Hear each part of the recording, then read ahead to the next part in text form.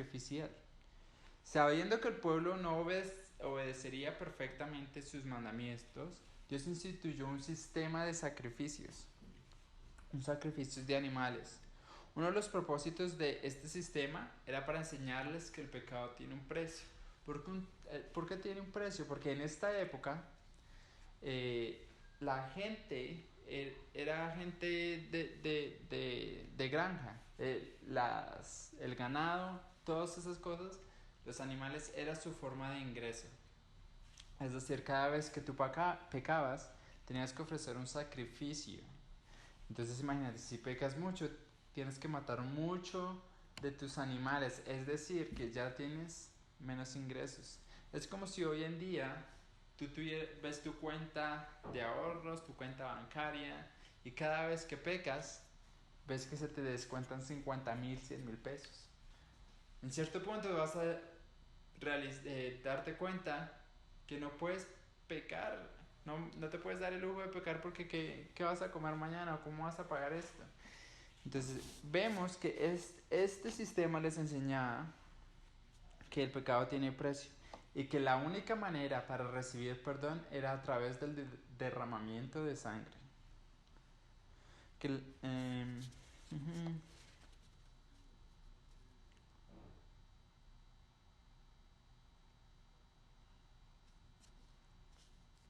el propósito de este sistema era también mostrarles que son incapaces de cumplir la ley por sí mismos, porque la ley nos apunta a Jesús, porque Él fue el sacrificio perfecto. Estos sacrificios debían ser sin mancha alguna, y así mismo fue que Jesús vino. Cumplió la ley completa. Y aunque nosotros merecíamos justicia, merecíamos la ira de Dios, Jesús vino y la tomó en nuestro lugar. Es decir, que el animal era un sustituto por la persona que recibía, en vez de que recibiera el castigo. Mucha gente hoy en día dice, bueno, recibe a Dios, recibe la salvación, que es gratis. No te va a costar nada, pero realmente sí costó algo, solamente que esa persona no la pagó Jesús. Entonces, simbólicamente, este animal está muriendo en mi lugar. Por eso recibe el nombre de expiación, si alguna vez lo han escuchado. Muchas veces, como dije antes, estos sacrificios los animales debían ser sin mancha alguna. Lo mejor era para Dios.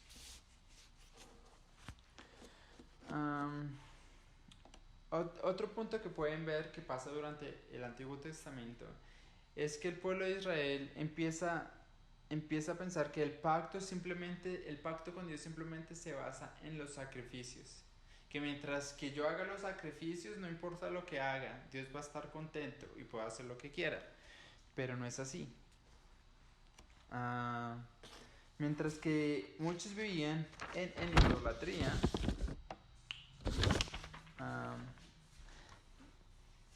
no se trataba solamente de los sacrificios, y lo vamos a ver más adelante que entremos más profundo en el libro. Se trataba del corazón, se trataba de que el pueblo obedeciera, no de rituales o cosas así. Muchas veces muchos profetas les dicen que Dios les dará un corazón nuevo, un corazón de carne, un corazón que quiera obedecer a Dios, que lo quiera buscar. Porque de nuevo la palabra debía estar grabada en sus corazones.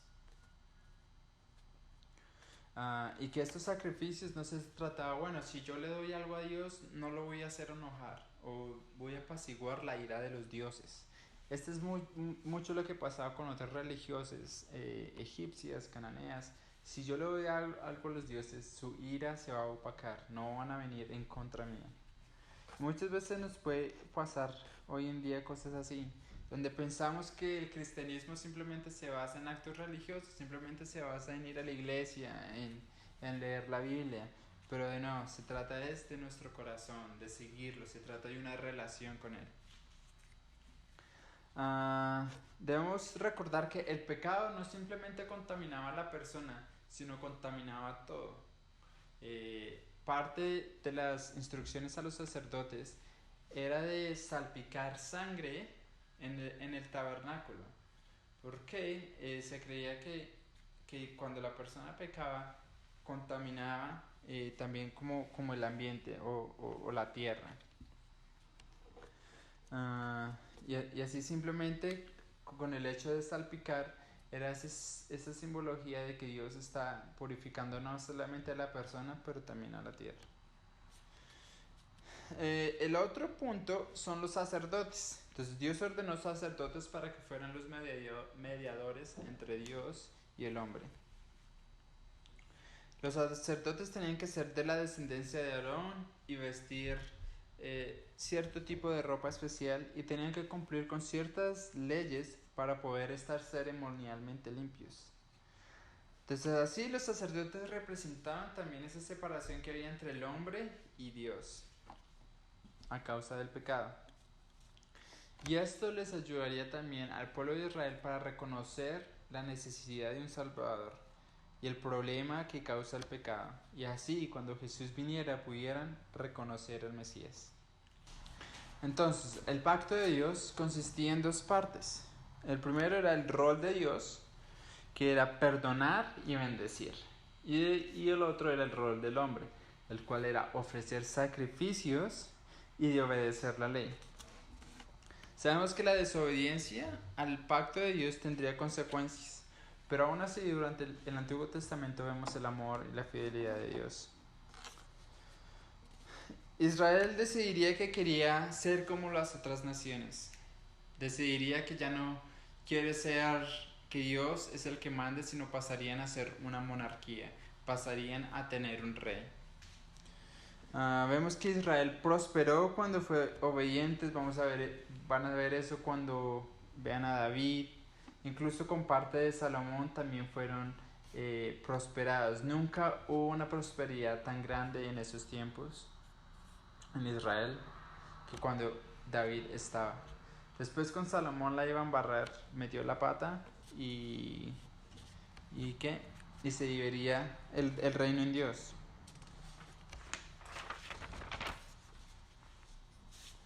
Vamos a ver que después vendrían Asiria, Babilonia, Persia y entrarían y conquistarían a Judá. Israel desaparecería por su desobediencia. Y de nuevo, Judá y todas esas naciones fueron a cautiverio por su idolatría, por su desobediencia. Aún así Dios prometió que iba a haber un remanente en Judá, aquellos que iban a ser fieles a Él. Vemos incluso ese patrón que hay en la Biblia de que Dios siempre está buscando a aquellos que son fieles, a aquellos que quieren obedecerle. Lo mismo con Abraham cuando Dios intercede para que no trajera destrucción. ¿Será que habrá 50 justos? ¿Será que habrán 40 justos? 30 justos. Después con Noé, él era el fiel y lo usó. Y así sigue la historia con David, con muchos. En el libro de Isaías dice que los sacrificios de Israel estaban siendo en vano, que no tenían ya ningún significado, porque están permitiendo que el pecado siga entrando en sus vidas. No hay ningún cambio, no hay arrepentimiento. Están ignorando al pobre, al oprimido. El rey, la gobernación está distorsionado, haciendo injusticias, haciendo lo que quieran. Pero Isaías apunta que vendrá un rey que vendrá y tendrá redención, traerá redención, y que vendrá de la generación de David y que él va a tratar con el mal, con el pecado. Este reino vendría con las expectativas que el pueblo judío venía. El pueblo judío tenía las expectativas que era un rey que el Mesías iba a salvarlos de la opresión de todas estas otras naciones, de Asiria, de Babilonia, de los persas, después de Grecia, de Roma. Siempre con esta perspectiva política, de que era un Dios de que iba a hacer una reforma, un Mesías que iba a hacer una reforma política y los iba a salvar, que esa era la libertad que tendría. Pero vemos que la perspectiva con la que Jesús viene, Él viene como un siervo, Él viene a morir y viene con una idea diferente. Por eso muchos de los judíos que lo vieron en el Nuevo Testamento no creyeron en él, porque los judíos empezaron a basar solamente en estas profecías en una manera física y no en una manera espiritual, porque lo que Jesús vino a hacer fue para restaurar el corazón de ellos y para restaurar la relación con su pueblo de nuevo.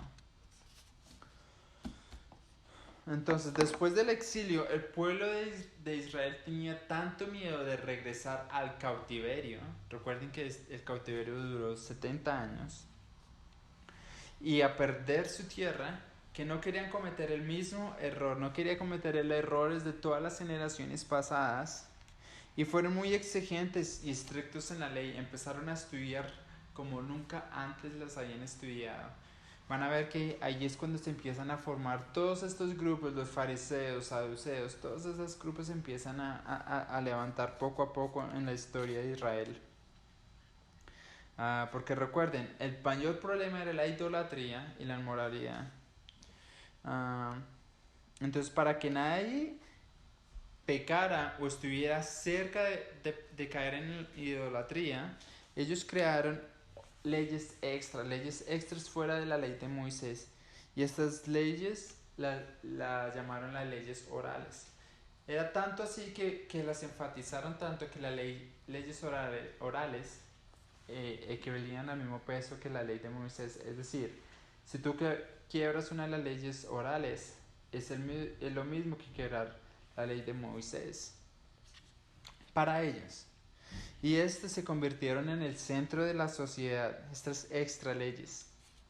A medida que hicieron esto, empezaron a perder el enfoque en Dios y lo pusieron en la ley misma. Se olvidaron del Dios que les había dado la ley. Se olvidaron de que por medio de esto era que debían adorar a Dios. Empezaron a perder el foco en Dios y el enfoque lo pusieron en la ley misma. Empezaron a adorar más a la ley que al Dios que les dio la ley. En vez de usar esta ley y este pacto para saber cómo adorarlo, fueron al otro lado y empezaron solo a adorar a la ley. Se enfocaron tanto y meticulosamente en la ley que empezaron a pensar que ellos podían ser justos por sí mismos. Que empezaron a perder el foco y empezaron que no necesitaban un Mesías, que no necesitaban, que no había esa separación entre Dios y el hombre.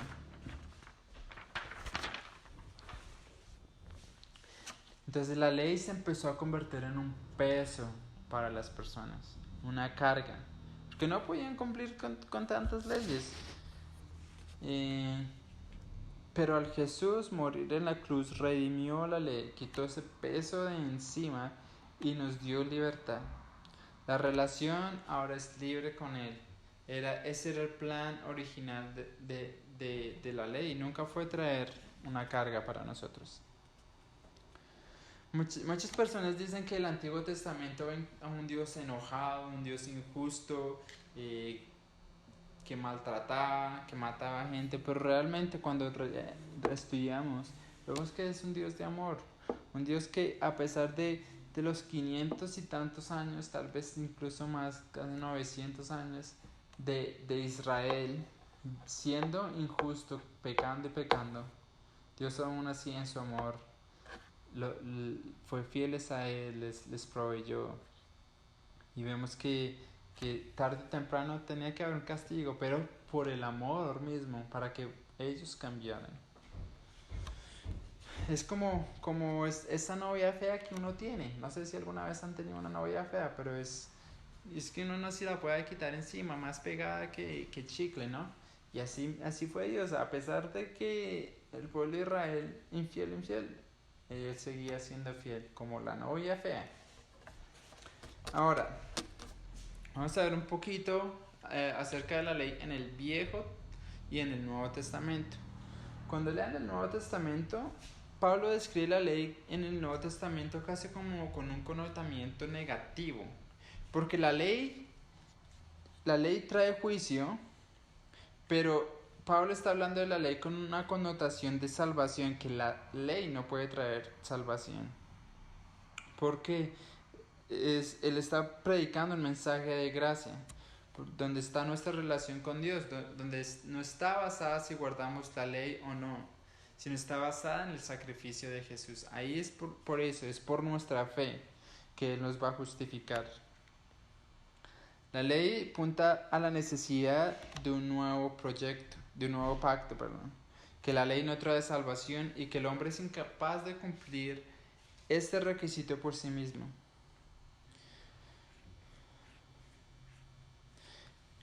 Este pacto mostraba que el estándar era muy alto, de nuevo, como ya dijimos, que todos son pecadores y que la paga de pecado es muerte.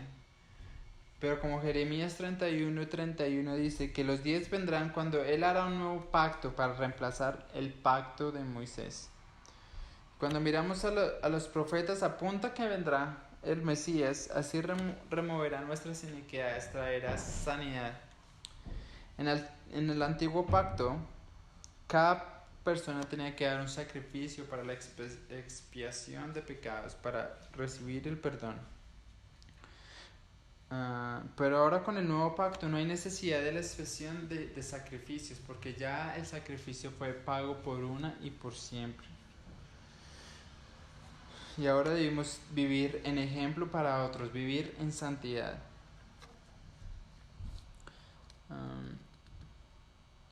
Una de las diferencias entre el viejo y el nuevo pacto es que el viejo pacto era el acuerdo entre Dios y el hombre. Recuerden, el rol que tenía el hombre de obedecer la ley y ofrecer sacrificios, y el rol de Dios de perdonar y bendecirlos. Pero ahora con el nuevo pacto todo el peso caería en Jesús mismo, donde ellos ya no tienen que ofrecer sacrificios porque ya fue pago. Entonces, como dice el Nuevo Testamento, Jesús no vino a abolir la ley, sino vino a cumplirla. Él la obedeció todas las leyes y vino a traernos este nuevo pacto. Pablo dice que la ley nos guía a Jesús. Dice que ahora somos justificados por fe, como dice en Gálatas 3:23-25. No estamos bajo la ley de Moisés, pero bajo la ley de Jesús. Si estuviéramos bajo la ley de Moisés, entonces no tendría sentido el sacrificio de Jesús, sería innecesario. Entonces el propósito de la ley es ese. No se habría cumplido si estuviéramos bajo todavía el pacto de Moisés.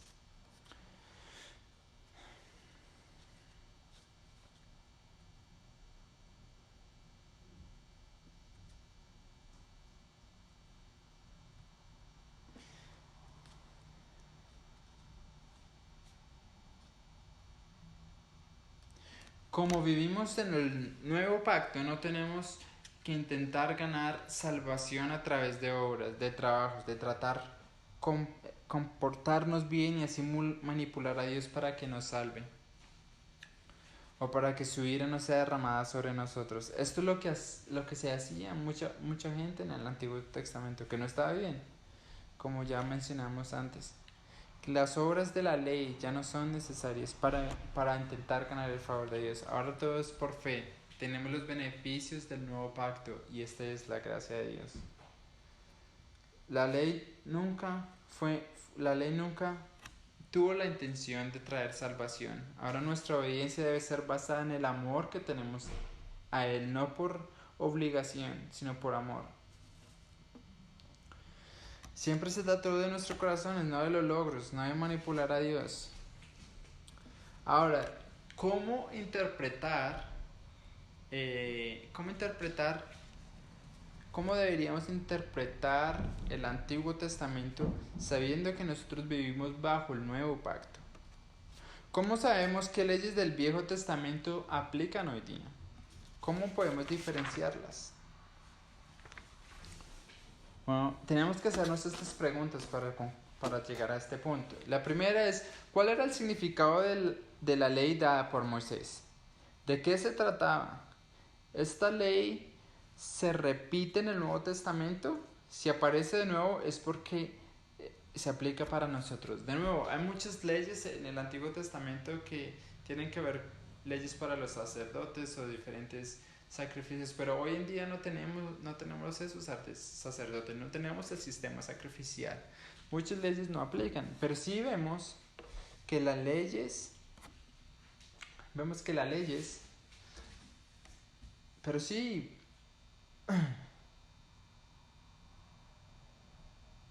sí vemos que hay distintas leyes que se repiten en el Nuevo Testamento. Y hay una forma de que Dios resume toda la ley.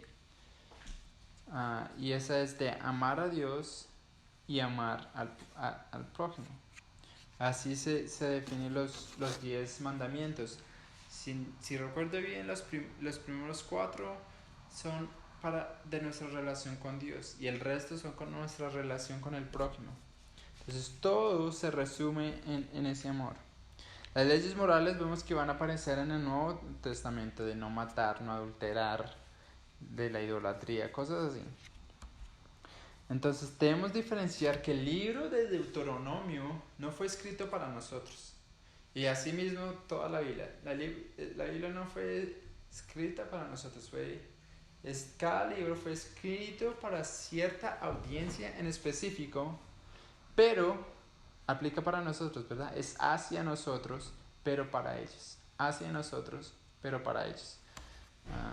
Entonces debemos tener muy en cuenta cuando intentamos interpretar ciertos pasajes.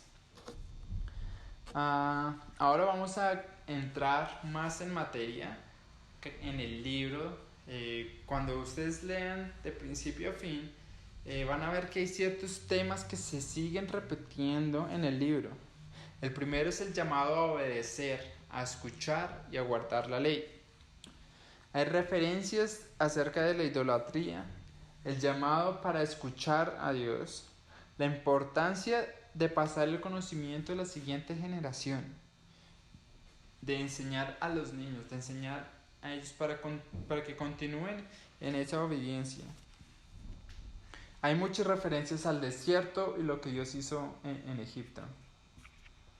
Hay que recordar su historia, de recordar de dónde vinieron, de dónde Dios los sacó.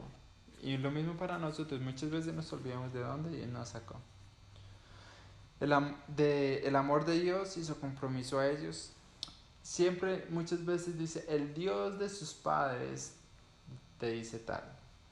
La idea de bendición y maldición, de vida o de muerte.